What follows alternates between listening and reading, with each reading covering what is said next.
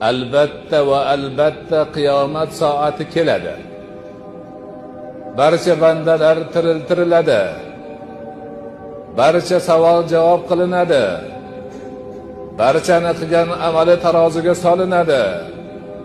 Barchani qilganiga yarasha mukofot yoki jazo beriladi. Bu haq. Lekin Alloh o'sha qiyomatni qachon kelishini aytmaydi. Nimaga qachon kelishini aytmasligini sababini mana shu oyatda aytayapti. Akadu ukhfiha.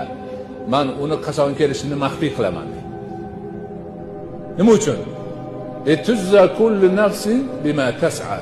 Har bir nafs, har bir jon o'zini qilganiga yarasha jazo yoki mukofotini olish uchun. Agar Alloh qiyomat kuni falon yili, falon kuni, falon soatda bo'ladi deb e'lon qilib qo'ysa, hamma o'zini yerga tashlab yotib oladi. Ibodatdan boshini ko'tarmay qo'yadi. Unda har odamni qilganiga yarasha jazo yoki mukofot berish hikmati yo'qoladi.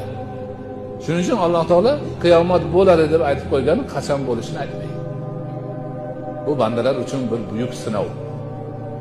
Ana shu bo'ladi degan gapga ishonib, shu qiyomat uchun harakat qilgan banda yutadi.